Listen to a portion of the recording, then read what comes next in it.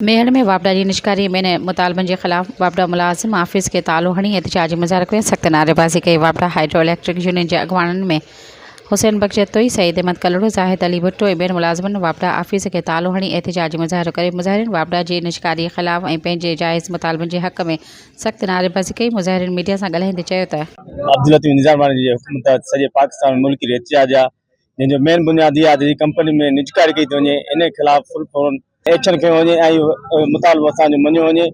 ऐं असांजे मुलाज़िमनि जी दुश्मन पॉलिसी आहे। असां वज़ीर आज़म पाकिस्तान खां मुतालबो था कयूं त इहो फुल फौरन एक्शन वठी ऐं कंपनी निजकारी जो सिस्टम बंदि कनि। असांखे वञिणो हुजे सकर त असां हितां कहिड़ी लोकेशन खणी वञूं, काएं बजे वञूं होॾे जेको आहे।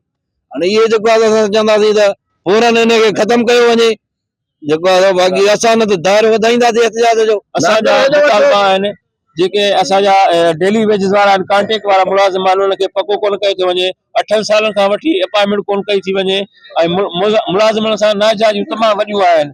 ऐं हिन महिल जेको मोबाइल ते ऐप कढियो अथनि, सुबुह सां अचो बाबा ऐप ते हणो, वरी शाम जो को लाइन में वञे थो, फॉल्ट ते वञे थो, को साइड ते थो वञे, देर मदार पहुचे थो, उहो कीअं माना अचे जेको आहे शाम जो वरी माना वापसी चेकआउट कंदो जेको आहे। असांजा मुतालबा आहिनि त निजकारी जो अमल रोकियो वञे ऐं मुलाज़िम जेके जाइज़ मुतालबा आहिनि उहे मञिया वञनि। जीअं त हीउ असांजो जेको एहतजाज आहे इहो निजकारी ख़िलाफ़ आहे ऐं क़ाइदीन असांजो साईं अब्दुल लतीफ़ निज़ामानी साहब जे हिदायतुनि मूजिबि हीउ मुल्कगीर एहतजाज आहे ऐं इंशाअल्लाह ताला असांखे जिथे भी कॉल थींदी, जीअं भी कॉल थींदी, असां उते पहुचंदासीं ऐं निजकारी करणु कोन ॾींदासीं। सब्सक्राइब कयो अवामी न्यूज़ HD खे ऐं ताज़ा तरीन ख़बरुनि लाइ ॾिसंदा रहो अवामी न्यूज़ HD।